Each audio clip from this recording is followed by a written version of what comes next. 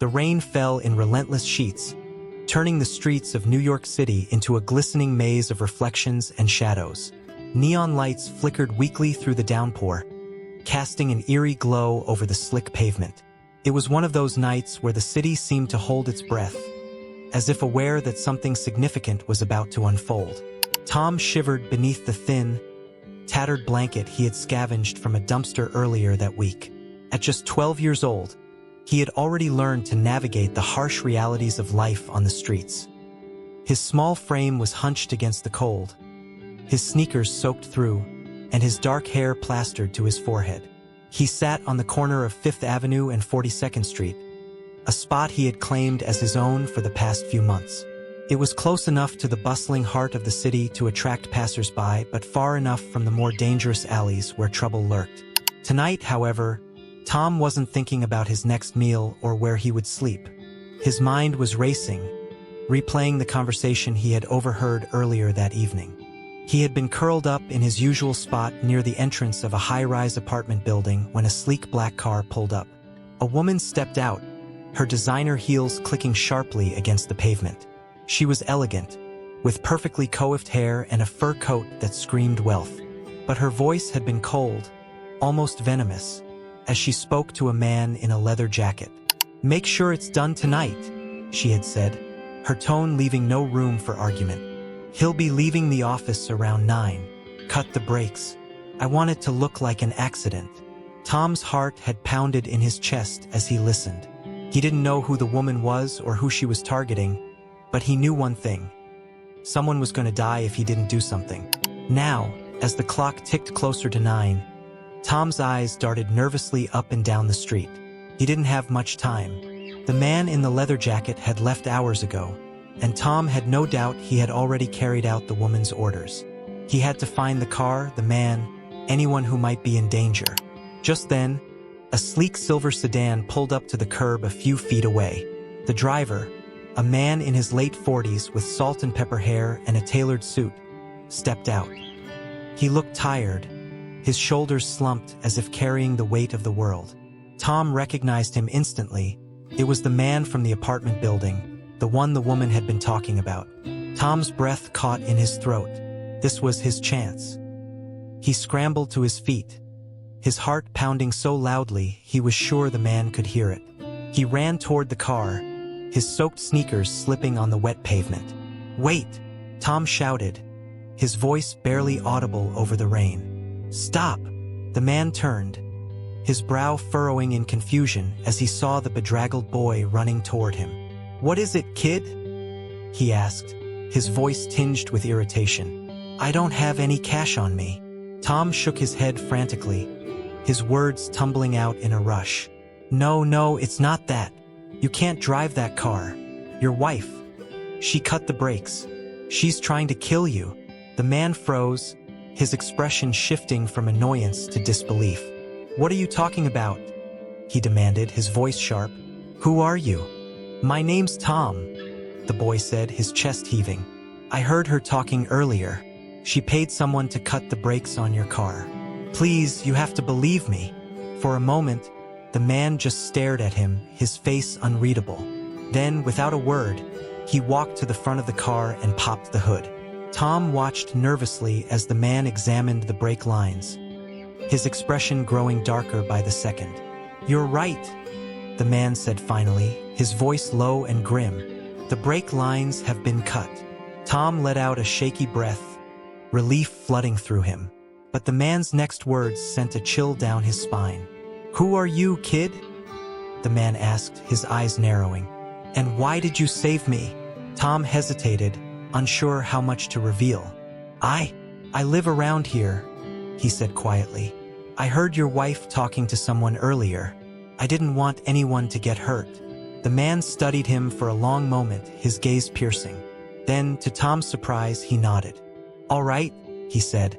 "Come on, let's get out of this rain. We need to talk." Tom hesitated, his instincts screaming at him to be cautious. But something in the man's eyes, a flicker of kindness, perhaps, made him nod.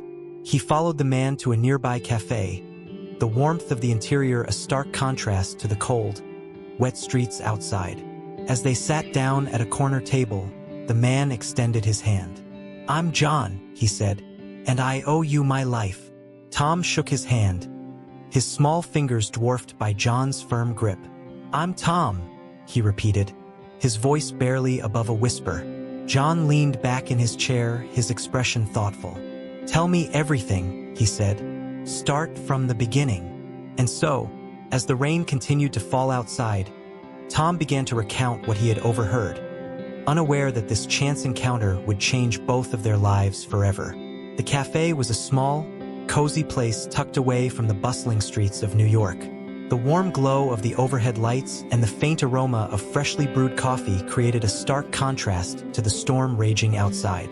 John sat across from Tom, his expression a mixture of disbelief and simmering anger. The boy's words had shaken him to his core, but he needed to know more. He needed to understand how his life had spiraled into this nightmare. Tom fidgeted nervously in his seat, his small hands wrapped around a steaming mug of hot chocolate that John had ordered for him. He wasn't used to this kind of attention, especially from someone like John who exuded authority and wealth. But there was something about the man's demeanor, a quiet intensity, a willingness to listen, that made Tom feel safe, at least for the moment. "Start from the beginning," John said, his voice calm but firm. "Tell me everything you heard." Tom took a deep breath and began. "I was sitting near your building earlier tonight, just trying to stay out of the rain. That's when I saw her, your wife. She got out of a car and started talking to this guy in a leather jacket. She sounded angry. She told him to make sure it was done tonight, that you'd be leaving the office around 9. She said to cut the brakes and make it look like an accident." John's jaw tightened, but he didn't interrupt. He simply nodded, urging Tom to continue. "I didn't know what to do," Tom admitted, his voice trembling. "I thought about telling someone, but who would believe me? I'm just a kid. And then I saw you getting into your car, and I knew I had to do something. I couldn't let you drive away without warning you." John leaned back in his chair, his mind racing. He had always known his marriage was far from perfect, but this was beyond anything he could have imagined. His wife, Elizabeth, had always been ambitious, even ruthless at times, but he had never thought her capable of something so heinous. "Did you see the man's face?" John asked, his voice low. "The one she was talking to?" Tom shook his head. "Not really. It was dark and he had his hood up. But I think I'd recognize his voice if I heard it again." John nodded, his mind already working through the implications. He needed proof, something concrete to confront Elizabeth with. But more than that, he needed to protect himself, and now it seemed he needed to protect Tom as well. "You did the right thing, Tom," John said finally, his tone softening. "You saved my life. I don't know how to thank you." Tom looked down at his mug, his cheeks flushing. I didn't want anyone to get hurt," he mumbled. John studied the boy for a moment, noticing the dark circles under his eyes, the way his clothes hung loosely on his thin frame. It was clear that life on the streets had been anything but kind to him. A pang of guilt shot through John. How many times had he walked past kids like Tom, too wrapped up in his own problems to notice theirs? "Where do you live, Tom?" John asked gently. Tom hesitated, his grip tightening on the mug. "Around," he said evasively. "I manage." John frowned. "You don't have to go back out there tonight. I can get you a room somewhere, someplace safe." Tom shook his head quickly. "I don't need charity," he said, his voice firm despite its youth. "I've been taking care of myself for a long time." John raised an eyebrow, impressed by the boy's resilience. "It's not charity," he said. "You saved my life. The least I can do is make sure you're safe. Besides, I might need your help again." Tom looked up, curiosity flickering in his eyes. "What do you mean?" John leaned forward, his expression serious. "If what you're saying is true, and I believe it is, then my wife is dangerous. I need to figure out what she's planning and why. And I need someone I can trust to help me." Tom's eyes widened. "You trust me?" John nodded. "You've already proven yourself, Tom. You didn't have to warn me tonight, but you did. That tells me a lot about who you are." For the first time since they'd met, Tom allowed himself a small smile. "Okay," he said. "I'll help you. But what do we do now?" John thought for a moment, then pulled out his phone. "First, we need to make sure you're safe. I'm gonna call a friend of mine who runs a shelter. He'll take care of you for the night. Tomorrow, we'll figure out our next steps." Tom nodded, though he still looked uneasy. "And what about you? What if your wife tries something else?" John's expression hardened. "Let her try," he said. "I'm not the man she thinks I am. And thanks to you, I'm not going down without a fight." As John made the call, Tom sat back in his chair, a strange sense of hope stirring in his chest. For the first time in years, he felt like he had a purpose, like he mattered. And for the first time in just as long, John felt a spark of something he thought he'd lost long ago. The will to fight for what was right. The storm outside showed no signs of letting up, but inside the cafe, a bond was forming. One that would change both of their lives in ways neither of them could yet imagine. The morning sun broke through the clouds, casting a golden hue over the city that had been battered by rain the night before. John sat in his home office, staring out the window at the skyline. His mind was a whirlwind of thoughts, each one more unsettling than the last.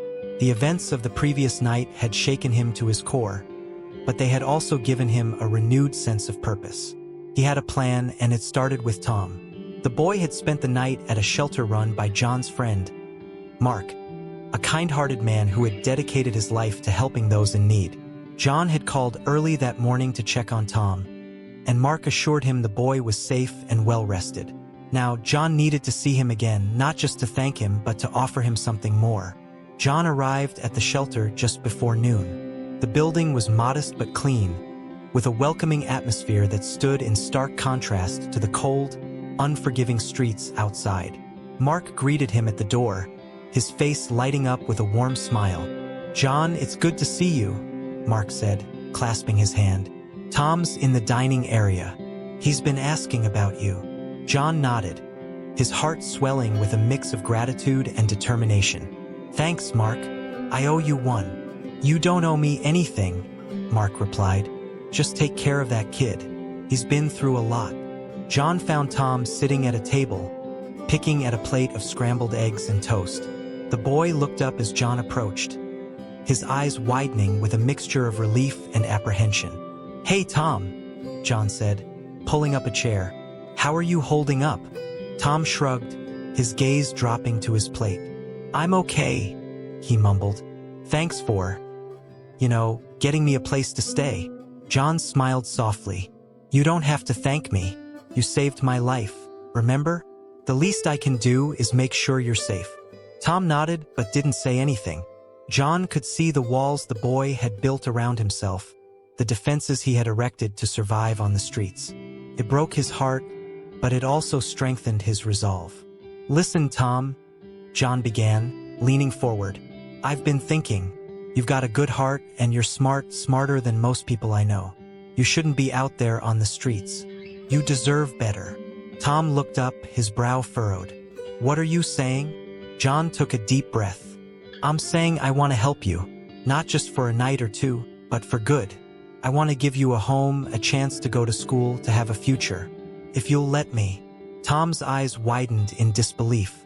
You want to take me in?" John nodded. "I do, but it's your choice, Tom. I'm not going to force you into anything. If you'd rather stay here or go back to the streets, I'll respect that. But I want you to know that there's another option." Tom stared at him for a long moment, his expression unreadable. Then slowly he nodded. I think I'd like that," he said quietly. "But what about your wife? What if she tries to hurt you again?" John's expression hardened. "Don't worry about Elizabeth.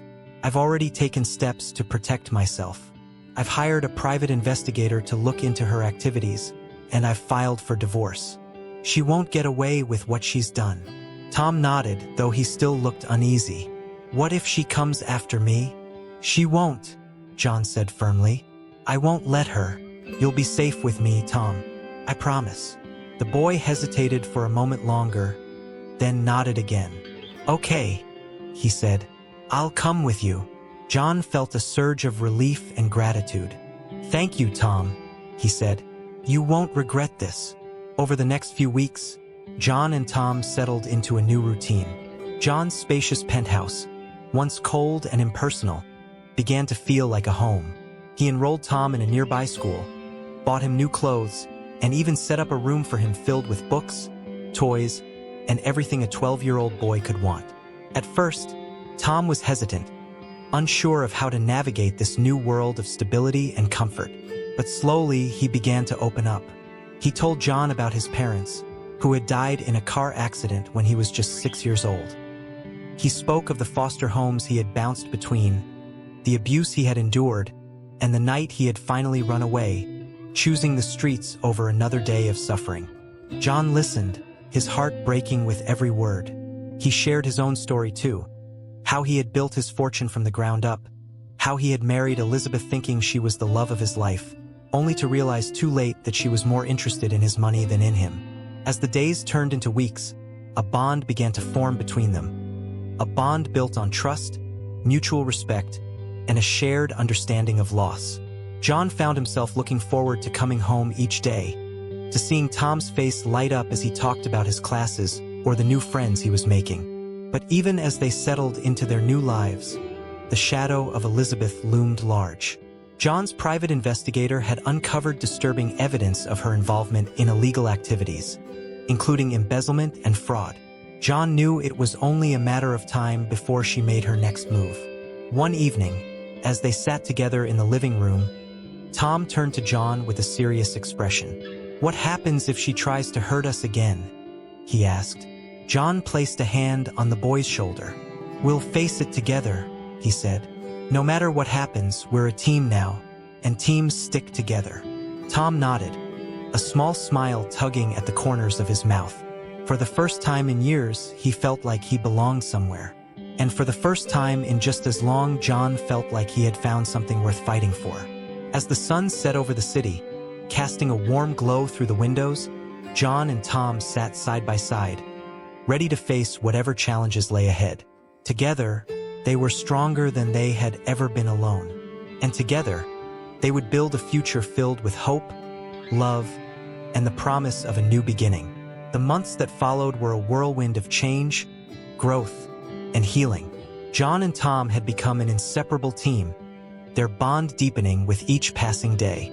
The penthouse, once a sterile symbol of John's success, had transformed into a warm, lively home filled with laughter, books, and the occasional mess of a 12-year-old boy. For the first time in years, John felt a sense of fulfillment that no amount of wealth or professional achievement had ever given him. Tom, too, was thriving. He had adjusted to his new school, making friends and excelling in his studies. His natural curiosity and quick wit impressed his teachers, and for the first time in his life, he began to dream about the future. He talked about becoming a lawyer or a journalist, someone who could help others and fight for justice. John encouraged him every step of the way, proud of the resilience and determination the boy had shown. But even as they built their new lives together, the shadow of Elizabeth lingered. John's private investigator had gathered enough evidence to implicate her in a web of illegal activities, including fraud, embezzlement, and even conspiracy to commit murder. John knew it was only a matter of time before the law caught up with her, but he also knew she was dangerous and desperate. One evening, as John and Tom sat in the living room working on a school project, the doorbell rang. John's heart skipped a beat. He wasn't expecting anyone, and the security system hadn't alerted him to a visitor. He exchanged a glance with Tom, who looked equally uneasy. "Stay here," John said, his voice calm but firm. He walked to the door and peered through the peephole. His stomach dropped when he saw Elizabeth standing there, her face pale and her eyes wild. John opened the door just enough to speak to her, his body blocking the entrance. "What are you doing here, Elizabeth?" She glared at him, her voice trembling with anger. "You think you can ruin me, John? You think you can take everything from me and get away with it?" John's jaw tightened. "You did this to yourself, Elizabeth. I'm just making sure you face the consequences." Elizabeth's eyes darted past him, and for a moment, John feared she might try to force her way inside. But then she took a step back, her expression shifting from rage to something almost like desperation. "You don't understand," she said, her voice breaking. "I didn't have a choice. I was in too deep, and I couldn't get out." John shook his head. "There's always a choice, Elizabeth. You chose to hurt people. You chose to try to kill me." She opened her mouth to respond, but before she could say anything, Tom appeared at John's side. "Leave us alone," the boy said, his voice steady despite the fear in his eyes. "You don't get to hurt anyone anymore." Elizabeth stared at him, her expression unreadable. For a moment, it seemed like she might say something to him, but then she turned on her heel and walked away, her heels clicking sharply against the pavement. John closed the door and let out a long breath. He turned to Tom, placing a hand on the boy's shoulder. "You okay?" Tom nodded, though his hands were still trembling. "Yeah, I don't want her to hurt you." John smiled softly. "She won't. We're in this together, remember?" The next morning, John received a call from his lawyer. Elizabeth had been arrested at her apartment, caught trying to flee the country with a suitcase full of cash and forged documents. The evidence against her was overwhelming, and it was only a matter of time before she was sentenced. With Elizabeth out of the picture, John and Tom were finally free to focus on their future. John decided to use his wealth and influence to make a difference, starting a foundation to help homeless children like Tom. They named it Second Chances, and it quickly became a beacon of hope for countless kids who had been forgotten by society. Tom became the face of the foundation, sharing his story to inspire others and raise awareness. He spoke at schools, community centers, and even on national television, his courage and resilience touching the hearts of everyone who heard him. One evening, as they stood on the balcony of the penthouse, watching the city lights twinkle below, Tom turned to John with a smile. "You know, I used to think I'd never have a family again," he said. "But now I feel like I've found one." John felt a lump form in his throat. He wrapped an arm around the boy's shoulders, pulling him close. "You have, Tom, and so have I." As they stood there, side by side, John realized that the life he had built with Tom was more meaningful than anything he had ever achieved before. Together, they had turned tragedy into hope, loss into love, and despair into a future filled with endless possibilities. The road ahead wouldn't always be easy, but John knew they could face anything as long as they had each other. And in that moment, as the city hummed with life below them, he felt a profound sense of gratitude for the boy who had saved his life, for the second chance they had both been given, and for the family they had built together.